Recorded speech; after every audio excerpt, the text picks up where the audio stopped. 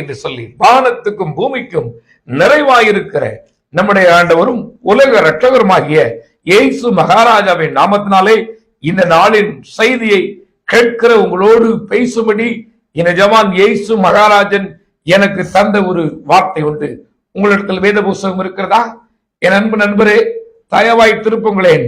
மத்தேயு எழுதின சுவிசேஷம் 21ஆம் அதிகாரம் 18வது வசனம் விதமாய் சொல்கிறது, என் ஆண்டவரும் உலக இரட்சகருமாகிய இயேசு கிறிஸ்து சொல்கிறார், அவருக்கு காலையிலே அவரது நகரத்துக்கு திரும்பி போகையில் அவருக்கு பசி உண்டாயிற்று. அப்பொழுது ஒரு வழி அருகே ஒரு பெரிய ஒரு மரத்தை பார்க்கிறார். அந்த மரத்தை பார்க்கும் பொழுது அது ஒரு பெரிய ஒரு மரம். அந்த பெரிய ஒரு மரத்தில் ஏதாயிலும் கிடைக்குமா என்று பார்க்கிறார். எல்லோரும் வழி அருகே இருந்த அந்த அத்தி மரத்தை பார்த்து அநேகர் நினைத்துக் கொண்டார்கள், அந்த அத்தி மரத்தில் நிறைய காய் இருக்கும், நிறைய பழம் இருக்கும், நிறைய அது காய்க்கும் என்று நம்பினார்கள். அப்படித்தான் இந்த ஊரார் நம்பிக்கொண்டிருந்தார்கள். என் ஆண்டவரும் உலக இரட்சகருமாகிய இயேசு மகாராஜன் தள்ளி நின்று பார்க்காமல் பக்கத்திலே போய் பார்த்துட்டாரு. எங்க போய் பார்த்துட்டாரு? பக்கத்துல போய் பார்த்துட்டாரு. வேதத்திலே சொல்லப்பட்டிருக்கிறது, அவருக்கு பசி உண்டாயிற்று என்று. நான் இன்றைக்கு பேசுகிற ஒரு தலைப்பு நிஜமான் இயேசு மகாராஜாவின் வயிறு என்று சொல்லி. இன்றைக்கு நிஜமானுடைய வயிறு பசித்திருக்கிறது ஐயா. என் அன்பு சகோதரனே, என் அன்பு சகோதரி, நிஜமான் இயேசு கிறிஸ்துவின் வயிறு பசித்திருக்கிறது. நம்மை போல ஒரு பசியுள்ள ஒரு மனிதனாக இருந்திருக்கிறார். ஆனால் இன்றைக்கு நிஜமான் பசித்துக் கொண்டுதான் இருக்கிறார். என்ன பசி ஐயா? வேதத்திலே சொல்லி இருக்கிறது, சங்கீதங்களின் புஸ்தகம் 50ஆம் அதிகாரம் 12ஆம் வசனம் சொல்லுது, நான் பசியாய் இருந்தால் உங்களிடத்துக்கு சொல்லேன், மலைகளில் ஆயிரம் ஆயிரமாய் திரிகிற சகல ஜீவன்கள் என்னுடையவர்கள் என்று. அப்படிப்பட்ட தேவனுக்கு பசியா? ஆமையா, ஆமாம். அந்த தேவனுக்கு என்ன பசி? நமக்கு புரிய வண்ணமாய், நமக்கு தெரிய வேண்டும் வண்ணமாய் இங்கே ஒரு சம்பவத்தை சொல்கிறார். ஒரு அத்திமரம் இருந்தது. அந்த அத்திமரம் பெரிய மரம், செழிப்பாய் இருந்தது. நல்ல தண்ணீரை உறிந்து கொண்டு நல்ல பாதுகாக்கப்பட்ட நிலையில் இருந்தது அந்த அத்திமரம். வழியில் அந்த வழியை போகிற எல்லாரும் நினைப்பாங்க, ஏப்பா சூப்பர் அத்திமரம், எப்பா பெருசு, எவ்வளோ கனி இருக்கும், எவ்வளோ காய் இருக்கும் சொல்லி பார்த்துட்டு போவாங்களாம். ஆனா என் ஆண்டவரும் இரட்சகருமாகிய இயேசு மகாராஜன் பக்கத்துல போய் பார்க்கிறாரு. எல்லாரும் பார்க்கிறபடி பார்க்க மாட்டாராம். வேதத்திலே சொல்லப்படுகிறது, ஒரு மனுஷர் பார்க்கிற வண்ணமாய் பார்ப்பதில்லை என்று. போய் பார்க்கிறாரு. கனி தரக்கூடிய எந்த ஒரு இதுவும் இல்லை. கனி தரக்கூடிய எந்த ஒரு அதுல ஒரு எதுவும் காணப்படவில்லை. ஒரு பூவோ ஒரு பிஞ்சோ ஒரு மொட்டோ எதுவுமே இல்லை. அது காய்க்குமா என்ற ஒரு எண்ணம் தான் இருந்ததை ஒழிய அதில் கனி இல்லை. என் ஆண்டவர் பார்க்கிறார். என் அன்பு நண்பரே, இன்றைக்கு இந்த வார்த்தை உங்களிடத்தில் வருகிறது. தேவாதி தேவன் உங்களுக்கு நல்ல வேலையை தந்து செழிப்பான நல்ல வாழ்வை தந்திருக்கிறார். பரிசுத்தவான் போல நடித்துக் கொண்டிருக்கிறீர்களோ? எல்லோரும் பார்க்கும் பொழுது அப்ப அவர் எவ்வளவு பெரிய பரிசுத்தவான், நீதிமான் என்று சொல்லி மனிதர்களை ஏமாற்றிக் கொண்டிருக்கிறீர்களோ? என் ஆண்டவர் அருகே வந்து பார்க்கிறார். அவருக்கு பசித்ததையா? இன்றைக்கு ஆத்ம பசி அவருக்கு இருக்கிறதையா? தேவாதி தேவனுக்கு ஒரு பசி இருக்கிறது. ஆம், எங்கேயோ அழிந்து கொண்டிருக்கிற ஜனங்களை குறித்து நீ கவலை இல்லாமல் இருக்கலாம். எங்கோ கஷ்டப்பட்டு கொண்டிருக்கிற கவலை இல்லாமல் இருக்கலாம். வேதத்தில் ஒரு வார்த்தை இருக்கிறதையா? வேதத்தில் ஒரு வார்த்தை இருக்கிறது. அங்கே ஆண்டவர் சொல்லுகிறார், அவருக்கு பசியை ஆற்றினவர்கள் யார் என்று சொல்லுகிறார் பாருங்களேன். மத்தேயு 25:35 சொல்லுகிறது, நான் பசியா இருந்தேன், எனக்கு ஆகாரம் கொடுத்தீர்கள் என்று. எனக்கு நீ ஆகாரம் கொடுத்த அப்படின்னாரு. அவங்களுக்கே சாக்காயிற்று. நாங்க எப்போ ஆண்டவரே உங்களுக்கு ஆகாரம் கொடுத்தோம்? நீர் எருசலேமுக்கு போகும்போது நான் வந்தேன், நீங்க இங்க வீட்டுக்கு வரல. நீங்க எல்லாத்துக்கும் போகல, எப்பவோ கூட்டு பார்த்தேன், நீங்க வரல. நான் எப்போ உங்களுக்கு ஆகாரம் கொடுத்தேன் அப்படின்னு சொல்லி கேட்கும் பொழுது என் எஜமான் சொன்னார், இந்த சிறியில் ஒருவனுக்கு எதை செய்தீர்களோ அதை எனக்கே செய்தீர்கள் என்று. என் அன்பு நண்பரே, தேவாதி தேவன் உம்மை உயர்த்தின விதத்தை நீங்கள் மறந்து போனீர்களோ? என் அன்பு சகோதரியே, தேவன் உன்னை உயர்த்தி வைத்திருக்கிறதின் மறந்து போனாயோ? தேவன் அல்லவா உங்களை பாதுகாத்தார். துஷ்டன் விதவிதமான வழியில் உங்களை சூழ்ந்து கொண்ட வேளையிலே, பொல்லாதவன் விதவிதமான வழியிலே உங்களை தள்ள போராடின பொழுது தேவாதி தேவன் அல்லவா உங்களோடு இருந்து உங்களை இம்மட்டும் பாதுகாத்து வழிநடத்தி தற்காத்திருக்கிறார். அவர் தேடுகிறார் ஐயா. எஜமான் தேடுகிறார். இந்த மரத்தை குறித்து ஒவ்வொரு வருடமும் ஒவ்வொரு ஆலயங்களில் பேசுவதை கேட்டிருக்கலாம். நல்லது. இந்த மரத்தை உங்களோடு ஒப்பிட்டு பார்த்தீர்களா? இதை போல் நீங்கள் உங்களுடைய வாழ்வு இருக்கிறதா? இல்லையேல் கனி தரக்கூடிய எண்ணம் இருக்கிறதா? அதுல எனக்கு மிகவும் பிடித்த ஒரு காரியம் உண்டு. அதுல அத்திப்பழ காலமாயிராதபடினால், அது அத்திப்பழ காலம் இல்லதான். ஆனா சபிச்சுட்டார். ஏனையா, ஏனம்மா, ஏன்? அதிலே கனி தரக்கூடிய எந்த ஒரு தகுதியும் இல்லை. எதுக்கு? ஒரு மலட்டு மரமாய் ஒரு வழி அருகே எல்லாரையும் ஏமாற்றிக் கொண்டிருந்த அந்த மரம், இன்றைக்கு ஊழியம் செய்ய தேவனுக்கு ஒப்பு கொடுத்த நீங்கள், கர்த்தருக்கென்று படைக்கப்பட்ட நீங்கள், என் ஆண்டவர் சொல்லியிருக்கிறார், இந்த ஜனத்தை எனக்கென்று ஏற்படுத்தினேன், இவர்கள் என் துதியை சொல்லி வருவார்கள் என்று அவருடைய துதியை சொல்வதற்கு, அவருடைய நாமத்தை பிரசுத்தப்படுத்துவதற்கு தேவன் உங்களை உயர்த்தி நல்ல ஸ்தானத்தை தந்து குடும்பத்தை தந்து பாதுகாத்து வழிநடத்தி வந்தாரே. ஏதாவது ஒரு எண்ணம் இருக்கிறதா? ஏதாவது ஒரு எண்ணம் இருக்கிறதா? அழிந்து கொண்டிருக்கிற என் ஜனங்களுக்காய் ஏதாவது செய்ய வேண்டும் என்கிற எண்ணம் இருக்கிறதா? எங்கோ அழிந்து போய் கொண்டிருக்கிறார்கள், நமக்கு என்ன என்று சொல்லி உன் மனமோல் வாழ்ந்து கொண்டிருக்கிறாயோ? அது தன் நிலத்திலே இருந்த சத்துக்களை உறிஞ்சு கொண்டு வாழ்ந்தது. இன்றைக்கு என் ஆண்டவர் அருகே வந்து பார்க்கிறார். என் ஆண்டவருக்கு ஒரு பசி இருக்கிறது ஐயா. என் ஆண்டவருடைய வயிறு பசித்திருக்கிறது. ஏழைகள், ஒருவேளை உணவில்லாத ஏழைகள் எவ்வளவு பேர் இருக்கிறார்கள் ஐயா. சுவிசேஷம் சொல்லப்படாத இடங்கள் எவ்வளவோ, அதே போல பசி பட்டினியும் அந்த நாட்டில் இருக்கிறது. தேடப்படாத ஜனங்கள் எவ்வளவு ஐயா. எத்தனை ஜனங்கள் தேடப்படாது இருக்கிறார்கள். முதியோர் இல்லங்களில் பிள்ளைகள் கொண்டு போய் விட்டு சொல்வார்களாம், வார வாரம் வந்துருவேம்மா, அப்பா நான் வார வாரம் வந்து பார்ப்பேன். அதுதான் கடைசி பார்வை. அந்த தாய்க்கு கண் தெரியாமல், காது கேட்காமல், நடக்க முடியாமல், மனநலம் பாதிக்கப்பட்டவர்களாய் இருக்கிறவர்களை அந்த கோமல ஒன்றை சேர்த்துட்டு ஒவ்வொரு பெற்றோரும் சொல்லிட்டு வருவாங்களா, என் பிள்ளைய பிரிஞ்சு என்னால இருக்க முடியாது, ஒரு வாரத்துக்கு ஒருக்கா வந்துருவேன். அதுதான் கடைசி வருகையா இருக்கிறது. அந்த பிள்ளைகள் தேடுகிறது, தகப்பன் எங்கே, என் தாய் எங்கே, என் பிள்ளை எங்கே என்று. என்றாவது ஒரு நாள் விசாரித்ததுண்டா? என்றாவது ஒரு நாள் உங்களுக்கு தேவன் தந்த நன்மையில் அவர்களுக்கு ஏதாயிலும் செய்ததுண்டா? கடந்த நாளிலே செய்தியை பேசுகிற நான் ஒரு மனநலம் பாதிக்கப்பட்ட ஒரு ஹோமிற்கு சென்றிருந்தேன். ஒவ்வொரு பையங்களும் ஓடி வந்து தொட்டு பார்க்கிறான். அப்பாவா நீங்க, அப்பாவா நீங்க, அண்ணனா அண்ணனான்னு சொல்றான். யா, என் ஆண்டவருக்கு ஒரு பசி இருக்கிறதே, நீ உன்னை நீயே வளர்த்துக் கொண்டாயோ? போகட்டும், என் ஆண்டவங்களோடு பேசுவாராக. அவருக்கு தாகமும் இருந்தது ஐயா, அவருக்கு தாகம் இருந்தது. நிஜமானுடைய வயிறு தாகத்தோடு இருந்தது. வேதத்திலே யுதமாய் சொல்லி இருக்கிறது பாருங்களேன். என் ஆண்டவங்களோடு பேசுவாராக. யோவான் 4ஆம் அதிகாரம் 29ஆம் வசனத்திலே, இந்த 4ஆம் அதிகாரத்தில் பார்க்கும் பொழுது அங்கே ஒரு சமாரிய பெண் ஒருத்தி வருகிறாள். நான் உங்களுக்கு புரியும்படி சொல்வேன், இயேசுவை கிறிஸ்து என்று நம்பாத ஒருவர் வருகிறார். தண்ணீர் எடுக்க வரும்பொழுது என் ஆண்டவர் கேட்கிறார், எனக்கு தகமா இருக்கின்றது. யாரிடம் ஐயா? ஒரு சமாரிய பெண்ணிடம் கேட்கிறார். கேட்ட மாத்திரத்தில் அவள் சொல்லுகிறாள், நாங்கள் சம்பந்தம் கலவாதவர்கள், நாங்கள் உங்களுக்கு அருவருப்பாக, நீங்க எங்களுக்கு பெருசா அதெல்லாம் கிடையாது அப்படின்ட்டு.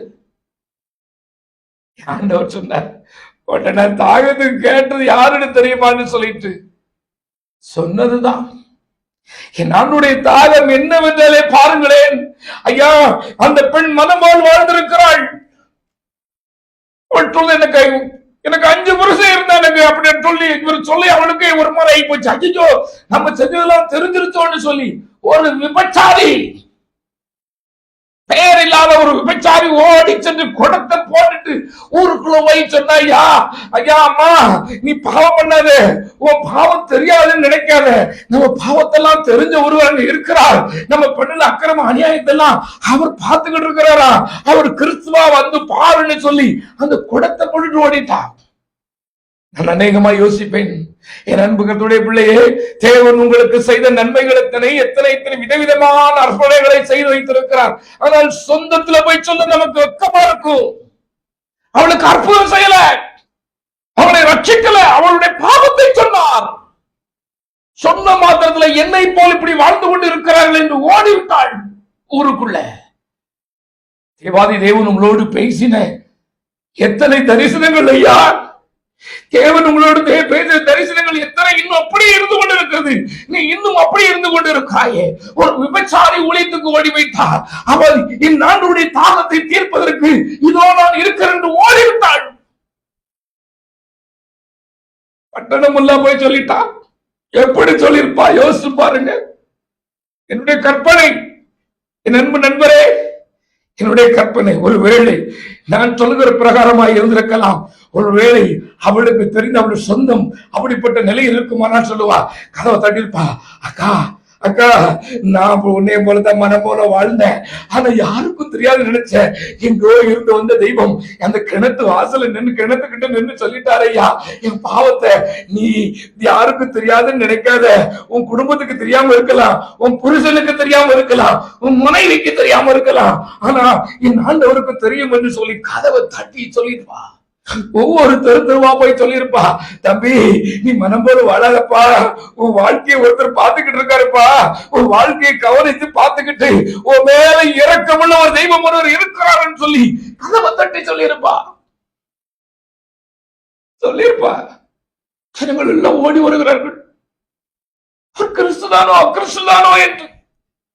நான் சொல்வேன், அதன் பின் அவனுக்கு தண்ணி குடித்ததா இருக்குதாயா? குடிக்கல. என் ஆண்டவருடைய தாகம் ஆத்மதாகம், ஆத்மதாகம். பட்டணம் ஓடி வருகிறது. யாரு சொன்னா, இவன் சொன்னா அவங்க சம்பந்தம் விலக மாட்டோம், நாங்க அவங்களுக்கு தண்ணி கொடுக்க மாட்டோம். அதே ஊர்ல ஆண்டவர் 2 நாள் தங்கினாரு. ஆமாய்யா, அப்ப அவங்க மேல வச்ச அன்பு தானையா, அவங்க மேல வச்ச அன்பு தானே. இவனும் பரலோகம் வர வேண்டும், இவனுக்காகத்தான் அந்த பரலோகம் இருக்கிறது, இவனுக்காகத்தான் அந்த பரலோகம் இருக்கிறது, மனம் திரும்ப வேண்டும் என்று சொன்னாள். மனம் திரும்ப மனம் இருக்கிறதா? மனம் திரும்ப மனம் இருக்கிறதா? செய்த நன்மைகளை அப்படியே வைத்துக் கொண்டாயோ? பேரில்லாத பெண் ஓடி சென்றாள். இன்னொரு மனிதனை நான் உங்களுக்கு காண்பித்துக் கொடுக்கிறேன். நீங்கள் எந்த இடத்தில் ஒருவேளை நான் முன்னமே சொன்னது இந்த மரம் போல் இருக்கிறாயா, இல்லையே இந்த பெண் போல இருக்கிறாயா, இல்லையே இப்பொழுது சொல்லப்படுகிற ஒரு வாலிபனை போல் ஒரு தலைவனை போல் இருக்கிறாயா? அவனுக்கு பெயர் இருக்கிறது, வாலிபன் என்று இருக்கிறது, தலைவன் என்று இருக்கிறது, பேர போடல. ஒருத்த ஓடியது கேட்கான், நல்ல போறது நித்திய ஜீவனை பெற்றுக்கொள்ளுக்கு நான் என்ன செய்யணும்? எல்லாருக்கும் முன்பதாக நான் சொல்றது போல நடிக்கிறதுக்கு. ஆமா, தன்னை பசுத்தவனாய் நீதிமானாய் காண்பிக்கும் பட்டு ஜனங்கள் எல்லாம் வரும்போது உடனே கேட்கிறான், நித்திய போதகரே நான் என்ன செய்யணும்? சிலர் சொல்லுவாங்க, ஐயா இந்த சபைக்கு நான் அவ்வளவு செஞ்சேன், எங்க வீட்டுக்கு அவ்வளவு செஞ்சேன். வீட்டுக்காரன் கேட்டாதான் தெரியும் கடவுள் எவ்வளவு பண்ணிருக்காங்க. இங்க ஓடி வந்து சொல்லுதான், எவ்வளவு பெரிய வாழ்வு, முதற்கொண்டு எல்லாத்தையும் கடைபிடிச்சிட்டேன். ஆண்டவர் சொன்னார், அப்படியாப்பா எல்லாத்தையும் கடைபிடிச்சிட்டியா? கடைபிடிச்சிட்டேன். இன்னும் உங்ககிட்ட ஒரு குறை இருக்கப்பா. என்ன குறையா? நீ தரித்திரனை நேசிக்கலையே, நீ ஏழை நீ நேசிக்கலையே, ஏழை ஊழியரை நீ நேசிக்கலையே, ஏழை ஊழியக்காரனாய் தெருவாய் சாப்பாட்டுக்கு வழி இல்லாத ஒவ்வொரு ஊழியக்காரனை நீ நினைக்கலையே. பரலோகம் பரலோகம் கர்த்தருடைய வதுகை வதுகை என்று தெருவாய் புலம்பிக் கொண்டு ஜனங்களை கர்த்தருடைய மந்தையில் சேர்த்துக் கொண்டிருக்கிற அற்பமான ஊழியரை நினைக்கவில்லையே. யா என் ஆண்டவரிடத்தில் வந்த எல்லாரும் சந்தோஷமாய் போனார்கள். வேதத்திலே 1க்கு 3 இடத்திலே சொல்லப்பட்டிருக்கிறது. மத்தேயு 19ஆம் அதிகாரம், மார்க் 10ஆம் அதிகாரம், லூக்கா 18ஆம் அதிகாரத்தில் சொல்லப்பட்டிருக்கிறது, இவன் துக்கமுகமாய் போனான். நல்ல வேலை, கட்டுக்கட்டா பணம் வருகிறது, ஒருவேளை கூட பிறந்த அண்ணனோ தம்பியோ தாய் தகப்பனோ கஷ்டப்பட்டிருப்பாங்க. இவங்க என்ன செஞ்சிருப்பாங்க? அது அவங்க விதி. அப்படித்தானையா? எங்க ஊர்ல அப்படிதான் சொல்லுவாங்க, அவன் விதி. அண்ணன் கஷ்டப்பட்டு தம்பிய வாத்தியாருக்கு படிக்க வச்சிருப்பான். வாத்தியார் உடனே சொல்லுவார். வாத்தியார் நல்ல வசதியானதும் வாத்தியாருக்கு ஒரு டீச்சரை தானே கல்யாணம் பண்ணி வைப்பாங்க. ஆமா, உடனே நல்ல சம்பளம் இருக்கும். அண்ணன் மதிக்கப்பட மாட்டார், அண்ணன் பிள்ளைகள் கவனிக்கப்பட மாட்டார்கள். அதுக்கப்புறம் தாய் தகப்பெல்லாம் பைத்தியார தாய் தகப்பனா மாற்றுவாங்க. இவனுக்கு என்ன தெரியும்? உனக்கு என்ன தெரியும்? உலகம் தெரியுமா? தெரியாதுதான் ஐயா. தெரியாம போய்த்தான வளர்த்திருக்காங்க. தெரிஞ்சுதான் கொண்டிருக்க மாட்டானா? நீ இப்படி எல்லாம் வருவன்னு தெரிஞ்சிருந்தா விட்டுருப்பாங்களா? நான் உன்னோடு பேசுவாராக. என் அன்பு சகோதரனே, என் அன்பு நண்பரே, யாருக்கோ இது தேவை என்று நினைக்கிறேன். யாருக்கோ இதை நான் உன்னோடு பேச விரும்புகிறார். நீ சொந்த குடும்பத்தை கவனிக்க முடியாட்டா? உன் கண்ணுல பார்க்கிற மனுஷனுக்கு நீ அன்பு காட்ட முடியாட்டா? காணாத தேவன் எப்படி நீ அன்பு காட்டுவாய்? எப்படி நீ பார்ப்பாய்? இதயத்திலே ஆண்டவர் சொல்லி இருக்கிறார் ஐயா, எல்லாருடைய காரியமும் அவருக்கு முன்பாக வெளியரங்கமா இருக்கிறது. அவருக்கு மறைவானது ஒன்றுமே இல்லை. ஒரு பணக்காரன் நல்ல வேலையில் இருந்தவன் துக்கமுகமாய் போனா. ஒரு விபச்சாரி 5 புருஷனோடு வாழ்ந்தவள் என் ஆண்டுடைய தாகத்தை தீர்த்தாள். ஒரு நடித்துக் கொண்டிருந்த மரம் பட்டு போயிற்று. துக்கமுகமாய் இருக்கிறதா? வேறுபட்டு போயிற்று. தனக்கு தனக்கு எனக்கு இன்னும் வேணும்னு சேர்த்து வச்சியே சந்ததி யாருக்கு? அந்த பணம் யாருக்கு போகும் தெரியுமா உனக்கு? வேதத்திலே இன்னும் ஒரு ஐஸ்வர்யவானை குறித்து ஆண்டவர் சொல்லி இருக்கிறார். ஒரு ஐஸ்வர்யவான் நிறைய சம்பாதிச்சுட்டான், எங்க வைக்கன்னு தெரியல. ஐயோ, தலைமுறைக்கு நான் சேர்த்து வச்சுட்டேன் அப்படின்னா. ஆண்டவர் பார்த்தார், மதிகடனே அப்படின்னு கூப்பிட்டார். எப்படி கூப்பிட்டாரு? பணக்காரனேன்னு கூப்பிடல, அதிகாரியேன்னு கூப்பிடல, நியாயமானவனேன்னு கூப்பிடல. அதிகாரனே, இன்னைக்கு நீ எடுத்துக் கொள்ளப்பட்ட, நீ செத்துட்டா. நீ வச்சிருக்கிறது யாருக்கு? நீ வச்சிருக்கிறது யாருக்கு தெரியுமா? உன் ஜீவனை காத்துக்கொள். நாட்கள் பொல்லாதவர்களானபடி நான் உன் காலத்தை பிரயோஜனப்படுத்திக் கொள். என் ஆண்டவருடைய வயிறு பசிக்கிறதையா?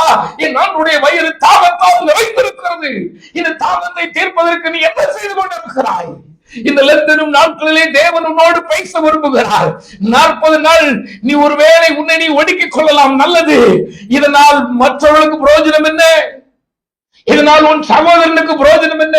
உன் சொந்தத்துக்கு பிரயோஜனம் என்ன? உன் தாய்க்கு பிரயோஜனம் என்ன? உன் மூலமாய் ஏழைக்கு பிரயோஜனம் என்ன? இதையாகிலும் செய்வாயா? தம்பி, தங்கச்சி, ஐயா, எதையாகிலும் செய்வாயா? என் ஆண்டவர் ஏங்குகிறார். என் ஆண்டவர் ஏங்குகிறார். கிராமத்தை பார், பட்டணத்தை பார், தேசத்தின் குடிகளை கண்ணோக்கி பார், தேசத்தில் நடக்கும் காரியங்களை பார். இன்னும் கொஞ்சம் உறங்கட்டும், இன்னும் கொஞ்சம் கட்டு சேர்த்துக்கிடுவோம், இன்னும் கொஞ்சம் கிலோமீட்டர் கணக்கா இடம் வாங்குவோம், இன்னும் கொஞ்சம் கட்ட கட்டா பணத்தை சேர்த்து கிலோ கணக்கு நகையை வாங்கி வச்சிரும் நினைக்கிறியா? ஐயா, கொஞ்ச நாளைக்கு மட்டும் கொரோனான்னு ஒரு நோய் வந்துச்சு. ஆக்சிஜன் இல்லாம செத்தவங்க அதிகமா இருந்தாங்க ஐயா. உன்னுடைய சுவாசத்தை அவர் கையில் வைத்திருக்கிறாராம். உன் சுவாசம் அவர் கையில் இருக்கிறது. இன்றைக்கு மனம் திரும்புவாயா? என்னுடைய தாகத்துக்கு என்ன செய்ய போகிறாய்? என்ன செய்ய போகிறாய்? என்ன செய்ய போகிறாய்? ஆண்டவர் சொல்கிறார், ஏழைக்கு இறங்குறவன் கர்த்தருக்கு கடன் கொடுக்கிறான். யா, அந்த ஏழைக்கு கொடுத்ததா அவர் சாப்பிட்டதா சொன்னார் ஐயா. 10:25 சொன்னாரு, நீ ஏழைக்கு செஞ்ச பத்தியா, அதுதான் நான் சாப்பிட்டேன். எனக்கு ஒரு சம்பவம் ஞாபகத்துக்கு வருகிறது. ஒரு அருமையான தேவ மனிதர் சொன்ன ஒரு சம்பவம். ஒரு தேவ மனிதர் இப்படியாக தேவனை ஏற்றுக்கொண்டார் புதிதாய். அவருக்கு ஒரு ஆசை, அப்பா எங்க வீட்டுக்கு நீங்க வரணும். அவர் பேசுகிற சத்தத்தை கேட்டிருக்கிறார். அவர் நிஜமான் பேசுகிற வார்த்தையை கேட்ட மாத்திரத்திலே அவருக்கு ஒரு ஆசை, நீங்க எங்க வீட்டுக்கு வரணும்ப்பா, எங்க வீட்டுக்கு வரணும்னு சொல்லி ஒவ்வொரு நாளும் புலம்பி இருக்கிறார். என் எஜமான் சொல்லி இருக்கிறார், சரியப்பா நாளை நீ மதியம் சரியாய் 12 மணிக்கு என்னை நீ காணலாம் என்று சொல்லி இருக்கிறார். அவ்வளவுதான். இவருக்கு ஒரு பெரிய ஒரு சந்தோஷம். நாளை 12 மணிக்கு என்னிடம் என் எஜமான் வருவார், அவரை நான் பார்க்க வேண்டும் என்று அவளாய் அவருக்கு ஓடி சென்று ரொட்டி வாங்கி வந்திருக்கிறார். மறுபடியும் சொல்லி நினைத்திருக்கிறார், அவர் வரும்போது அவருக்கு ஒரு பால் கொடுத்து வரவேற்போம் சொல்லி பால் வாங்கி வைத்திருக்கிறார். அடுத்தது நினைத்திருக்கிறார், அவர் வரும்போது அவரை வரவேற்க ஒரு சால் போடணும் என்று வரவேற்று ஒரு சால் வாங்கி வைத்திருக்கிறார். நேரமானது, 8 மணி ஆனது. ஒரு பெண் ஓடி வந்து சொல்லுகிறாள், பிள்ளைக்கு அழுகிற கைப்பிள்ளையோடு வந்து சொல்லுகிறாள், ஐயா பால் இல்லையே, வழக்கமாய் வருகிற இந்த பால்காரர் போய்விட்டார், என் பிள்ளைக்கு பால் வாங்க நான் என்ன செய்வேன் என்று சொல்லுகிறாள். உடனே இவருக்கு ஒரு எண்ணம் வந்தது, என் எஜமான் இரக்கமுள்ள தெய்வமாயிற்றே, இரக்கமுள்ளவராயிற்றே என்று சொல்லி பால் அந்த பிள்ளைக்கு கொடுத்துருவோம் சொல்லி கொடுத்துட்டார். அடுத்து கொஞ்ச நேரமானது, என் ஆண்டவர் வரவில்லை. ஆனால் நடுங்கிக் கொண்டு ஒரு தூறல் வந்தது. இந்த தூறலில் நடுங்கிக் கொண்டு ஒரு வயதான பெரியவர் வருகிறார். ஐயா என்னால் நிற்க முடியவில்லையே, இந்த காலையிலே இந்த மழை வாடையோடு இருப்பதினால் என்னால் தாங்க முடியவில்லை, இரவும் நான் நனைந்து விட்டேன், இப்பொழுது நான் நனைவதனால் என்னால் தாங்க முடியவில்லை என்று சொல்லி விழுந்திருக்கிறார். அவ்வளவுதான். இந்த மனிதன் எஜமானுடைய எஜமானை வரவேற்க வைத்திருந்த சால்வை இந்த மனிதனுக்கு கொடுத்தாரா. இவர் நினைத்துக் கொண்டார், இனி இருக்கிறது மிச்சம் இருக்கிறது அதே கொஞ்சம் ரொட்டி, இந்த ரொட்டியை ஆண்டவருக்கு கொடுப்போம், இந்த ஆண்டவர் சந்தோஷமாய் ஏற்றுக்கொள்வார் என்று சொல்லி வைத்திருக்கிறார். கொஞ்சம் நேரமாய் இருக்கிறது. ஒரு மனிதர் அதே வழியில் வந்து கொண்டிருந்தவர் சுருண்டு விழுந்து விட்டார். ஓடி சென்று இவர் தூக்கி எடுத்து என்னையா ஏனையா விழுந்து என்று கேட்டபொழுது அவர் சொல்லி இருக்கிறார், 3 நாளாய் சாப்பிடவில்லை ஐயா, பசி என்னால் நடக்க முடியவில்லை என்று சொல்லி இருக்கிறார். அவ்வளவுதான். அந்த ரொட்டியை கொண்டு கொடுத்திருக்கிறார்.